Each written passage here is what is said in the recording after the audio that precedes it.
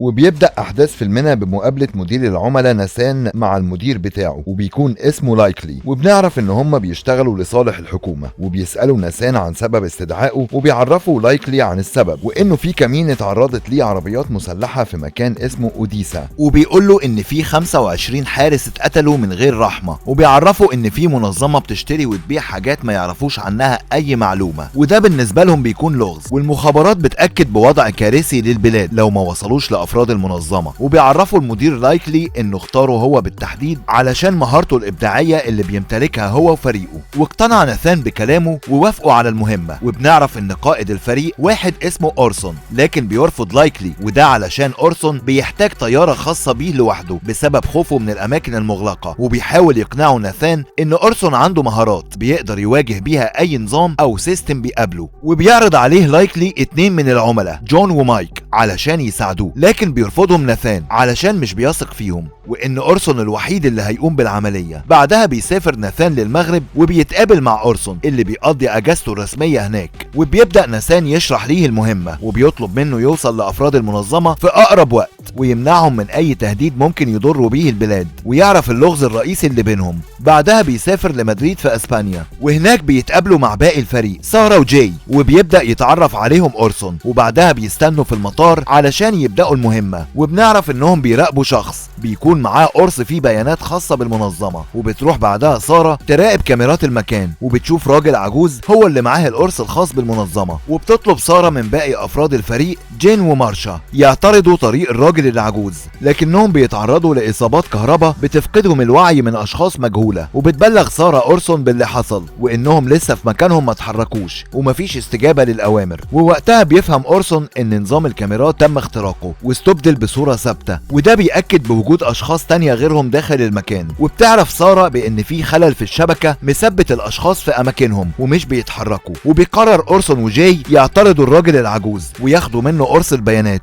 لكن بيلاحظ أورسون أشخاص مجهولة بطرده، لكن بيقدر يتخلص منهم بكل سهولة، وبيخرج بعدها أورسون وجاي وبيضربوا باقي الحرس، وبيوصل ناثان بالعربية وبيخطفوا الراجل العجوز، لكن في الطريق بيتم مطاردتهم من أشخاص مسلحة، وبنعرف إن مايك المنافس لناثان هو السبب في كل اللي بيحصل، وبياخد منهم قرص البيانات وبيمشي، وسارة بتعرفهم إنها قدرت تخترق القرص قبل ما مايك ياخده منهم، لكن البيانات اللي عليه مش مترتبة وما قدرتش توصل لأي حاجة، وعرفتهم لازم يتابعوا تسليم القرص علشان يقدروا يوصلوا للمشترين اللي داخل المنظمة. بعدها بيروح ناثان يتقابل مع اشخاص داخل مطعم وبيسلمهم الشنطة اللي كانت مع الراجل العجوز علشان يقدروا من خلالهم يوصلوا للمشتريين، وبيقدر أورسون يعرف واحد منهم اسمه بين هاريسون، وده بيكون محامي لشخص اسمه جريج سيمونز اكبر تاجر سلاح، وبنعرف ان جريج بيستخدم بين هاريسون في الصفقات الكبيرة الخاصة بيه، وبتبحث سارة عن جريج سيمونز وبتعرف انه بيجهز لحفلة كبيرة وده علشان الايتام، وبيقرر أورسون يروح الحفلة، لكن علشان يعرف يحضرها لازم ياخد معاه شخص اسمه داني، وده بيكون نجم سينمائي والمفضل لجريج سيمونز، وعن طريقه هيقدر يحضر الحفلة من غير ما حد يشك فيه، وبيسألوا ناثان ازاي هيقدر يقنع داني يروح معاه الحفلة، وبيعرفوا أورسون عن طريق الابتزاز، وده بيكون أورسون ماسك عليه فيديوهات ليه هو واخت مراته. بعدها بيروح أورسون لداني وبيعرفه بكل حاجة وانه محتاجه يروح معاه حفلة جريج وهدده بالفيديو بتاعه، لكن داني بيوافق على كلامه بكل سهولة. بعدها بيروحوا الحفلة وبتبقى معاهم سارة اللي بتكون من ضمن الحفلة صديقة داني، وده علشان جريج عنده هوس بالنجوم المشهورين واصدقائهم، وبالفعل بيدخلوا الحفلة وسارة بتفهم داني انهم اول ما هيشوفوه هيروحوا يتعرفوا عليهم علشان هو نجم سينمائي كبير ومشهور، وبتفهموا انهم لازم يبقوا قريبين من جريج سيمونز علشان يقدروا يخترقوا الموبايل بتاعه، وبالفعل بيقدر جريج سيمونز ياخد باله من وجود داني وبيروح يتعرف عليهم وبيبدأ يتكلم معاهم، وبيعرفهم على 2 من اصدقائه اسمهم ترينت وارنولد بيشتغلوا في التكنولوجيا، وبيقدم داني سارة باسم مستعار وهو ميكل صديقته وحبيبته، وبيكون جريج معجب بيها جدا، وبيقدم أورسون باسم تشارلي مدير اعماله، وبيتواصل ناثان مع سارة وبيعرفها ان موبايل جريج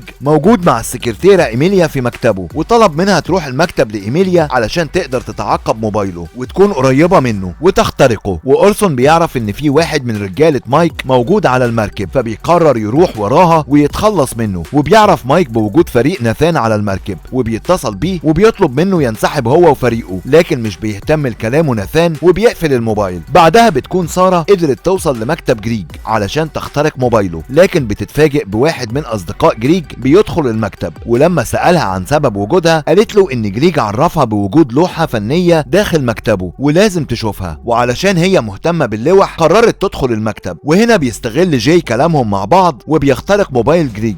في نفس الوقت بيتواصل ناثان مع اورسون وبيقول له ان الشخص الموجود على المركب تبع مايك اسمه فينسنت، لكن مش بيهتم لكلامه وبيدخل يشتبك معاه وبيتخلص منه وبيرميه في البحر. بعدها بترجع تاني سارة وداني يتقابلوا مع جريج وبيطلب منهم زيارته في تركيا في فيلته الخاصة علشان يقضوا وقت مع بعض. وقتها بيوصل صديق جريج وبيكون اسمه الكسندر وبيتعرف على داني وبيكون من اشد المعجبين بيه وبدأوا يتصوروا معاه. وبيستغل جريج الفرصة وبيحاول يقرب من سارة، لكن وقتها بيوصل اورسون وبيعرف داني وقتهم في الحفلة انتهى وبياخد سارة وبيمشي. وناثاي وجاي بيقدروا يسمعوا كلام جريج مع الكسندر وهو بيعرفه هيتم البيع مقابل 10 مليار. وبيتصل ناثان بمديره لايكلي وبيعرفه عن الاتفاقية اللي تمت بين جريج والكسندر وعن عملية البيع، لكن ما قدروش يحددوا ايه هو الشيء اللي هيتم بيعه بمقابل 10 مليار ولا مين هو المشتري، ومازال لغز بيحاولوا يوصلوا ليه. بعدها الفريق بيتجمع مع بعض وبتعرفهم سارة ان ترينت وارنولد علماء التكنولوجيا بيشتروا كميات ضخمة من الذهب،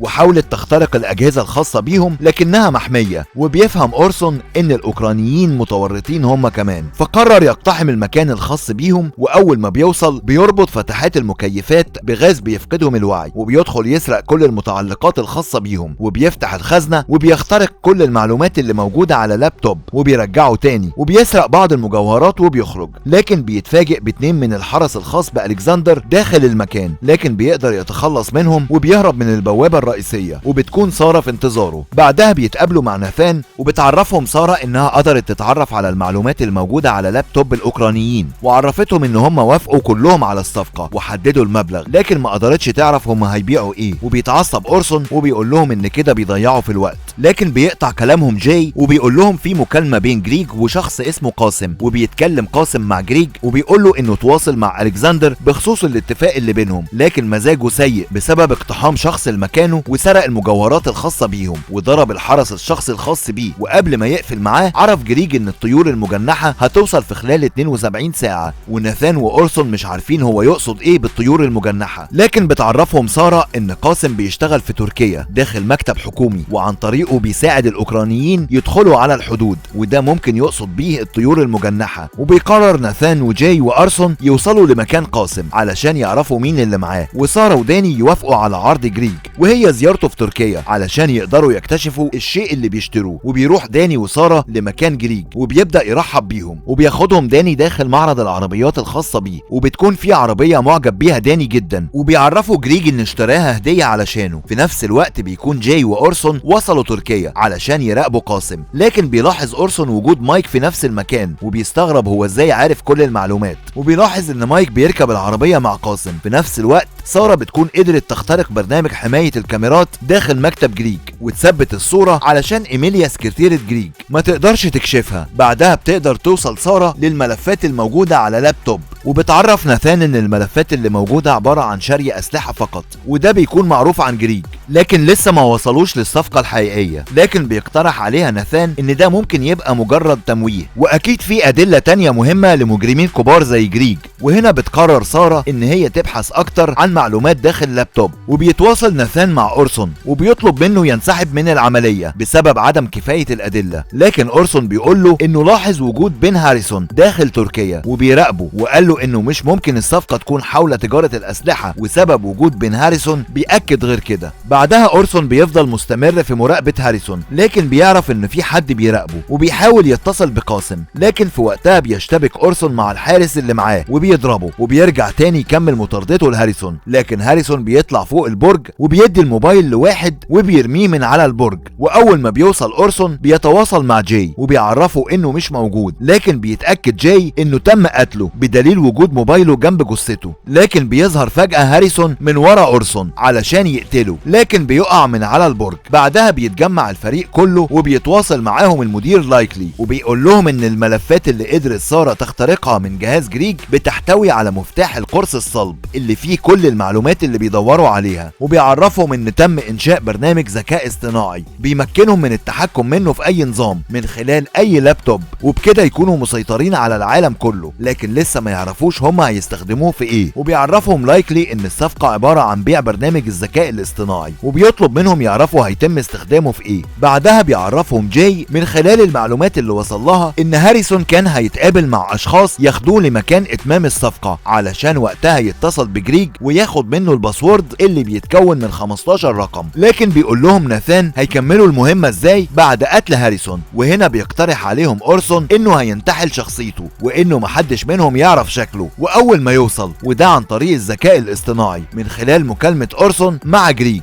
تغير سارة صوته بصوت هاريسون، وبكده هتتم العملية ويقدر يوصل للي هم عاوزين ينفذوه. وبياخد اورسون موبايل هاريسون وبيجيله اتصال من اشخاص مجهولة من المنظمة علشان يقابلوه. بعدها بيوصل اورسون لمكان اتمام الصفقة وبيتقابل مع باقي المنظمة، وبيكون جاي في نفس المكان لتأمينه. وبياخد اورسون موبايله علشان يتصل بجريج وياخد منه الباسورد، واول ما بيتصل بيه بتغير سارة صوته لصوت هاريسون علشان ما يتكشفش. لكن في نفس الوقت بتلاحظ إيميليا ان نظام الامان تم اختراقه، ومصدر الاشارة بيأكد ان في حد داخل المبنى هو اللي اخترق النظام. وبنرجع تاني لمكان اورسون وبنشوف الحارس الشخصي الخاص بألكسندر اللي ضربه اورسون موجود مع باقي الحرس وبيكشفه، لكن بيقدر ينقذه جاي وبدأ اورسون يشتبك معاهم. وبيعرف اورسون ان اللي بيهاجموا من افراد المنظمة هم رجالة مايك، وبيعرف جاي ان في تغيير في الخطة، وبكده مايك مش بيشتغل لحساب الحكومة لانه قتل الاوكرانيين واخد شنطة الفلوس وقرر يقتل اورسون. لكن بينقذوا جاي وبيحاولوا يطاردوه بطيارة هليكوبتر. في نفس الوقت بيكون تم اكتشاف خطة سارة وداني ورجالة جريج بتطاردهم، بس بيقدر يوصل اورسون في الوقت المناسب وينقذهم. بعدها ناثان بيقول لاورسون ان السلطات الحكومية اكدت ان مايك مش بيشتغل لاي حكومة وبيشتغل لحسابه فقط، وانه مطلوب القبض عليه. وبنشوف بعدها اورسون وطبعا مش هيقدر يرفض بسبب البيانات اللي اخدتها سارة ممكن تسجنه بيها. وبيتقابل معاه اورسون وفريقه، وهناك بيسألوا عن مين هو المشتري، وبيعرفوا جريج ان المشتري يبقى ترينت وارنولد اللي اتعرفوا عليهم في حفلة الايتام، وقال له ان هم بيستخدموا الذكاء الاصطناعي المبرمج، وده بيكون مدمج بعدد من الاقمار الصناعية، وهدفهم هو كسر نظام البنك العالمي من خلال شرائهم لذهب قيمته 14 مليار. وطبعا بنعرف ان ده تهديد لتدمير الثقة في الاسواق. وبيقرر اورسون ان جريج وداني يتقابلوا مع ترينت وارنولد، وفي نفس الوقت بيدخل اورسون المبنى وبيقدر يتخلص من كل الحرس اللي موجود. وبعد مقابلة جريج وداني مع ترينت هددهم لو ما اخدش العمولة الخاصة بيه هيتم تفجير المبنى بالكامل، وبيسيبهم جريج وبيمشي. وبيقلق ترينت وارنولد وقرروا يحولوا الفلوس، لكن مايكل خاين بيطلب من رجالته يخلصوا عليهم. وبيوصل اورسون لمكانهم، لكن بيكون لسه مايك عايش فبيضربوا اورسون وبيفقدوا الوعي وبياخد منه الشنطة. بعدها بيروح اورسون وفريقه يسلم الشنطة لناثان في قطر ويرجع لاجازته تاني. وبكده يكون فيلمنا خلص. وما تنساش تزورنا في القناة، هتلاقي ملخصات هتعجبك. وما تنساش تشترك في القناة وتفعل زر الجرس، ولو في فيلم عاوزني ألخصه اكتبه تحت في التعليقات. سلام.